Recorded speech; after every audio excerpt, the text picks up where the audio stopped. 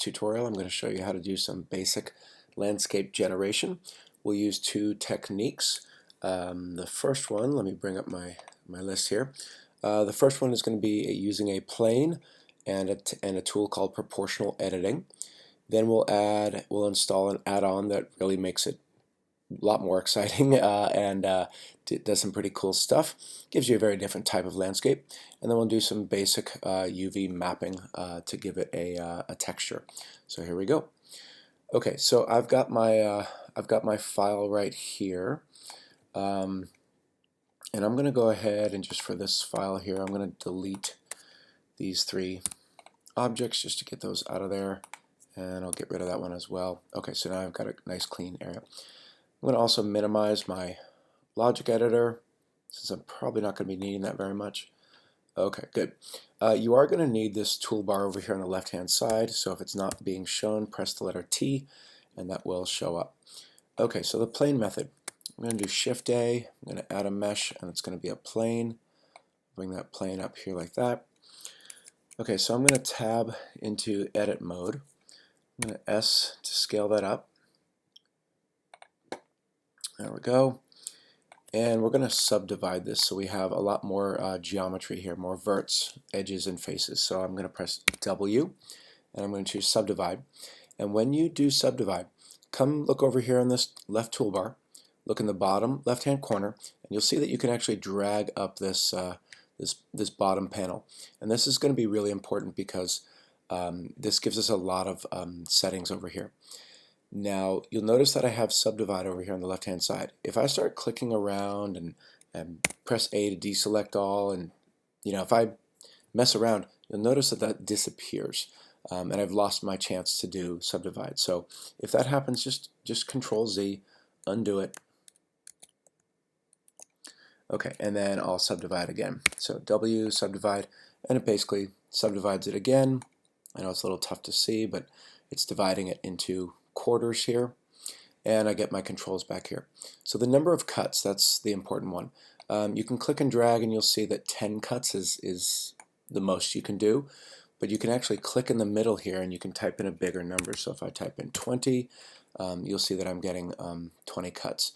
And again, I apologize if it's a little tough to see with all that blue there. So I think 20 is pretty good. I'm going to maybe go ahead and do 25. Yeah, we'll make it 26 just to make it an even number. Okay, so I've got 26 cuts. That looks pretty good to me. Okay, so now what I'm going to do is, let me go ahead and give this a material so it's easier to see. So I'm going to select all. I'm going to come over here to the materials panel. I'll call it new, and I'll call it just ground.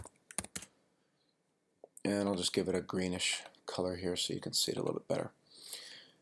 Okay, so the way this works, I'm going to click down here and get into vertex mode. So I have vertices here.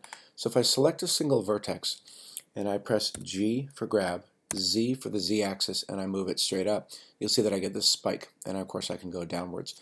And that's great if that's what you're going for. But there's a really cool feature in Blender called proportional editing that really lets you do some fantastic things. So I'm going to select this single vertex right here. And proportional editing, the hotkey or the shortcut key is O. So if you press O, it's now turned on. And now, when I press G for grab, you'll see that you have a circle around your cursor. And you can change the size of that circle with your scroll wheel. So I'm scrolling a mouse wheel forwards and backwards. So let's start off small.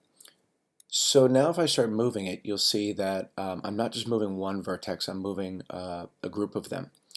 I'm going to press the letter Z now so I can lock it to the Z axis. That makes, now I just have to move my mouse up and down. And the reason why that circle is so special is that's called the proportional fall off. And basically, as you make the circle bigger or smaller, essentially more verts and more geometry get involved. The geometry that's closest to the vertex that I have selected is going to get more involved, and the vertices that are further away from the one that I have selected are going to get less involved. And you can see there's actually something called a fall off there, so you get this really nice natural organic slope. And so again, you can, and it's just fun to do this, you can change it in real time, and you can get a very gentle curve, and left click, and there you go. Okay, so there's that. And it's a nice way so that you don't have to model all this by hand. It looks really great. There's no way you could do this by hand. I mean, it would take a long time. All right, I'm going to select another vertex here and show you just a couple other settings. So the proportional fall off is actually right down here in the bottom of your 3D window. This, see if I can zoom in here. Okay, so if you click on, this is the actual on off. So it's basically enable, disable. You press the letter O, and that will turn it off. You can see I'm pressing O right now. It's turning it on and off. Once you turn it on and off, then you can come to this next button here, which is a lot of fun, and you can actually change the shape of the type of fall off. So the default is smooth, which is great for most things. But just play around with these. I'm not going to show you every single one, but here's sphere. So again, I'm just doing G, Z to lock it to the Z axis, and you can see it looks almost like there's a giant ball underneath a carpet or something like that. Let's see, sharp, get kind of what you thought. It goes up to a magnificent peak. You can do some nice sci-fi cliffs. Random is very nice for terrain generation because you get this. And of course, you can change the size and you can do some pretty nice stuff here. And again, less is more, very subtle, and it works out really well. Okay, so there you go. Make sure that when you are done working on this terrain, let's go back into object mode, that you press O and you turn off proportional editing. The reason why is because if you have it left on, and it's very sneaky when it's on, oops, there we go, now it's back on. If I try to move this object and I press G to grab it, you'll see this circle and you'll see that I'm actually moving other objects as well. So again, any object that falls into that ring of influence is going to be affected by it, which could be cool, but for most situations it's going to be kind of unwanted. So be very careful. When working with the game engine, if you look at your keyboard, the letter O is next to the letter P, and so when you're pressing P to play your game a lot, you accidentally sometimes press O and you turn proportional editing on and off, and if you're a beginner you might not know why, and that can be very, very, very frustrating. So, okay. Alright, then in the next part of the tutorial I'm going to show you how to generate some really cool landscape even faster than this, and gives you some very different results. So when we come back from the pause, we'll do that. Okay, so we're back. There we go. Alright, so let's install the landscape add-on. So you're going to come up here to File, User Preferences. I'm going to click on Add-ons, and up here in the search bar we'll type in Landscape. And you can see right here it's called Add Mesh Ant Landscape. So you want to click on the little triangle here, or sorry, the little checkbox. And if you then want to click on Save User Settings, so that way you don't have to do this every single time you open up Blender.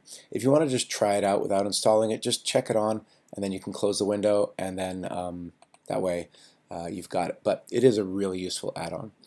Okay, so you're going to, for this part, you're definitely going to need the toolbar over here on the left-hand side. So again, if it's missing, just press T, and that toolbar will pop up. Okay, so left-click to place your 3D cursor, Shift-A, and now when you go to Add Mesh, you'll see down at the very bottom, underneath Monkey, you'll see Landscape. And so when you add the landscape, it appears over here. It is very small, I apologize. And so I'll go ahead and I'll bring that on in. Now, it's very small. I think that's because my world is so large. So it looks really cool right there. Here's the problem, is that when I zoomed in, I basically disabled the settings over here for the landscape. So you might have to do this twice. So I'm going to go ahead and delete that landscape. Shift-A, add in landscape again. And now the landscape editor is over here on the left hand side. So it stands for Another Noise Tool Landscape, and it's basically just adding in some really cool noise, which just moves around the geometry. You have a whole bunch of settings here, and I am not going to go through every single one of these settings because there's a bunch. In general, you can just click on a lot of these and change the numbers and see what happens over here, and you'll get some really fantastic results. You might get surprises at first until you start figuring out what some of the settings are. I will link to a video that goes through every single setting made by another YouTuber, so that way if this is something you want to really get into detail with, you can of course check that one out. I'll go through some of the bigger ones here. So starting up at the top, you can click on sphere and you can turn this into a big old ball, big old sphere. Now I don't know if you caught that, but I raised this up out of the ground plane here and did a little zooming in, zooming out, and of course I lost my toolbar over here. So that can be fairly frustrating. I'm not sure if there's a fix to get that back. I will see if I can, and if there is a solution on getting those tools back, then I'll go ahead and I'll post it.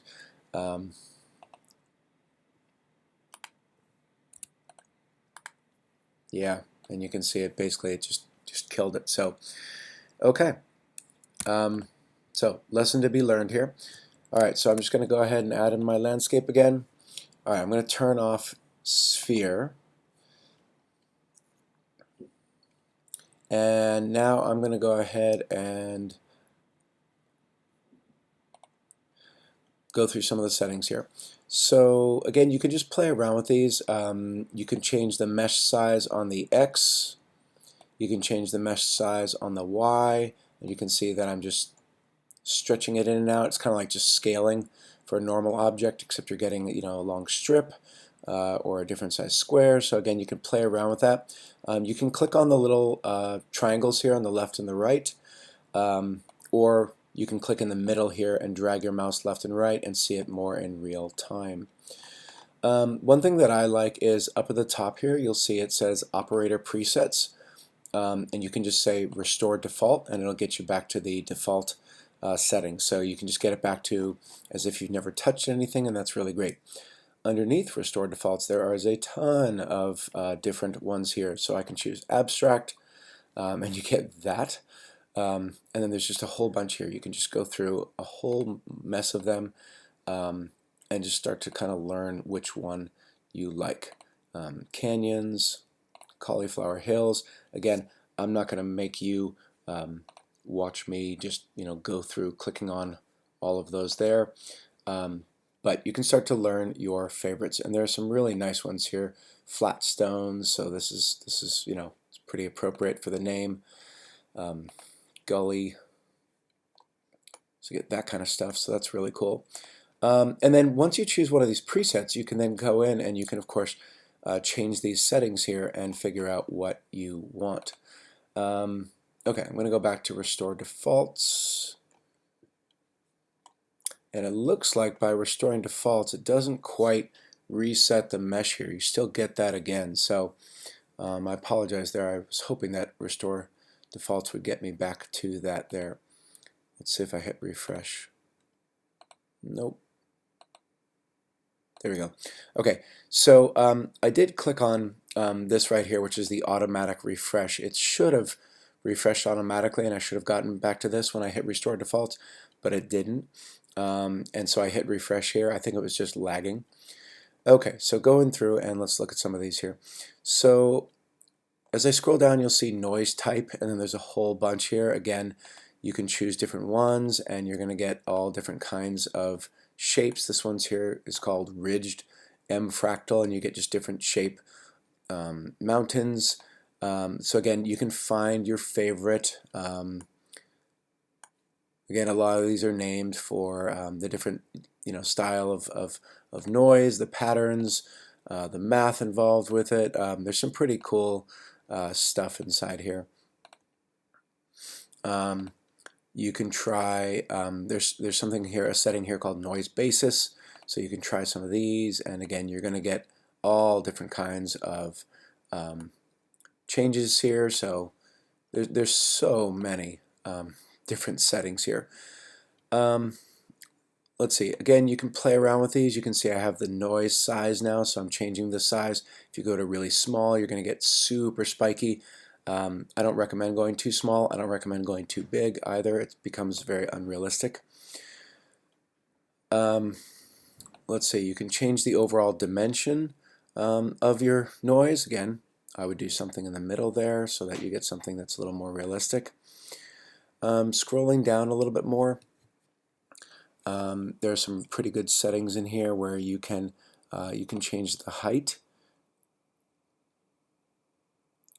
So there we go. I can change something called the offset.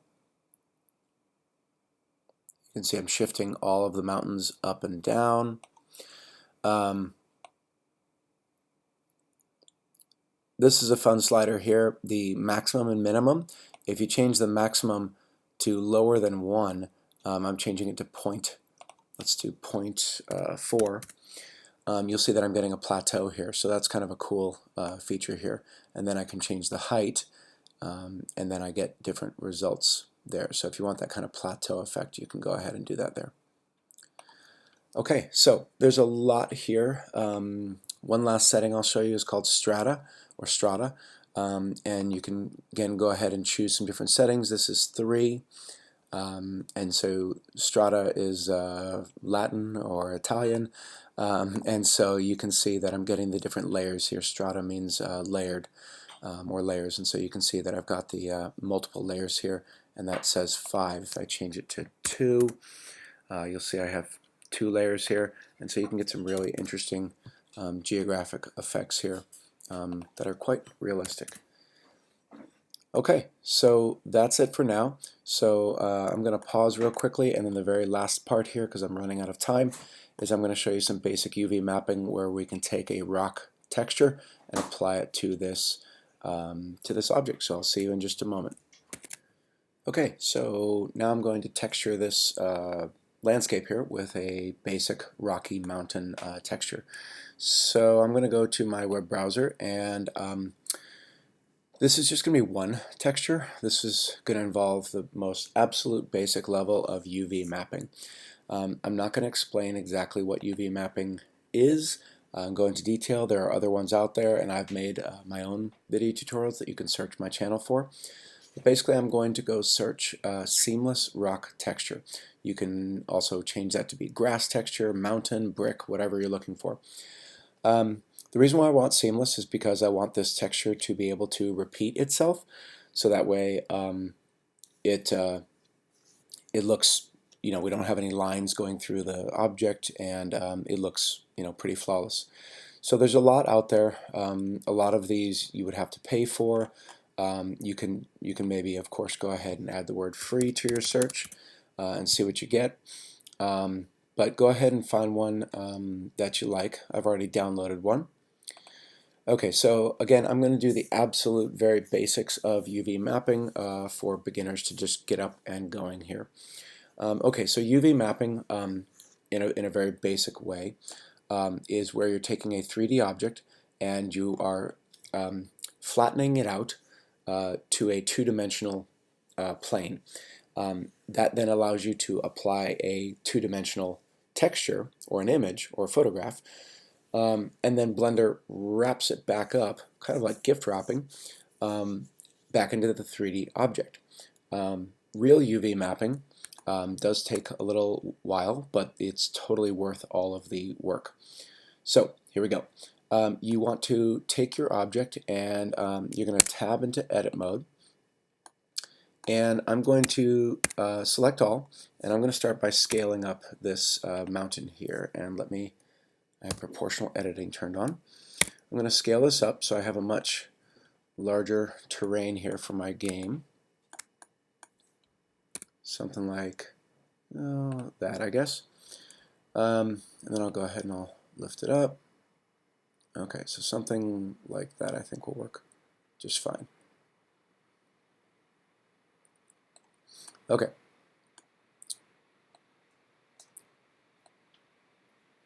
Alright, so that'll, I think that'll work just fine. And I'll lift it up so you can see the whole thing. Okay, so with that said, I'm going to go ahead and with the whole thing selected, you first need to start out by making a material. So come over here to the right, click on the material button, add a new material, and I'll just call this mountain matte, short for material. And I'll just give it a diffuse color. I'll go ahead and kind of make it a earthy brown color here, just so you can see that. All right, I'll go back into edit mode, and I need to do something called unwrapping. So you have to make sure the whole object is selected. So press A a couple times to make sure. You're now going to press U to unwrap, and you're just going to go ahead and choose the best two choices right now for quickly unwrapping is either unwrap or Smart UV project. I'm going to go ahead and do Smart UV project, and this little menu pops up, and I'm just going to click OK. Okay, now we're not actually going to see the results of this because that you have to open up what's called a UV image editor to actually see it. But I'm going to skip that step for now. Not because I'm lazy, I just want to show you the very fastest way because I think it's going to work. Okay, so now we need to actually set this up so we can see it. So I'm going to come over here now to the texture editor, or the little texture panel. It looks like a little red and white checkerboard, and I'm going to add in a new texture. And this texture is simply called texture. I'm going to go ahead and rename it and call it mountain texture. The type should be set to image or movie. It should be set like that by default, but if it isn't, go ahead and choose that. And then scroll down. We don't see a preview because we haven't loaded up an image yet. I'm going to come down here to where it says image, and I'll click on open. I'm going to go to my desktop where I've downloaded the texture. So yours is either probably on your desktop or it's in your downloads folder. So here it is now showing up in the preview. Okay, so that's looking pretty good there. Okay, I'm going to tab back into object mode so you can now see what I see. So now it looks like it's working. Okay, my mountains are really shiny. I'll take care of that in a little bit. And you can see the size of the image. So this is called texture scale. It's how big the image is. And we can change that. We'll do that in a little bit. So if you scroll down, if you're not seeing this mountain texture here, you want to find this category here, this little section here called mapping. You can pause the video and look at my settings. Your settings should basically be similar. You want the coordinates to be set to UV. That's really important, otherwise you won't see this here. Alright, so that's looking good. Now, if you don't see this here, the reason why is because your window, your 3D window here, needs to be set up to actually show materials and textures. So you can come down here to the bottom of the 3D window and you can choose where it says viewport shading. Yours might just say solid and you're only seeing that. So if you click on this and you choose texture or you choose material, you would then see it. Okay, if you're a student in my class, you can press the letter Z and you can choose material or texture, and there you go. Okay. Okay, and last but not least, if you want to change the size of the texture, in other words, if you want these rocks to get smaller and start repeating themselves a little bit, you can stay in this section here called mapping, and you will see a little section that says size, and right now it's set to 1, 1, 1 on all three axes. So if we go ahead and I bump that up to say 4, press tab, you can see it's stretching to 4 times on the x-axis. That's why we're getting this left and right sort of stretching. So I'll just go ahead and do 4 on the Y, and you can see it's smaller now, and we'll do 4 on the Z. You don't really get it changing too much on the Z-axis. Okay, so now I've got a much smaller texture, so you can zoom in. It looks more realistic. Alright, so now I want to get rid of that shine. I don't want my mountains to be so shiny, not unless it's recently rained. So I'm going to go back to the material panel, and under the material panel, you'll find this category here called specular. Specular is the shine. So I'm going to drag the intensity down from 0.5 to almost nothing. So you can either bring it to 0, in which case it has none, or you can give it just a tiny little bit, and there you go. So I'll leave maybe a tiny little bit. Actually, they're mountains. Okay, so that's pretty much it. Now I can go ahead and I can lower this a little bit. So now I've got my mountains there in the middle. And there we go. So that's it for this tutorial. If I go ahead and I press play and I go ahead and get in there, I can jump and I can go up on my mountains. It's not very impressive because my mountains need to be scaled up a bit bigger, but you get the idea. Okay, I hope this helped you out, and I will see you in the next video. Thank you.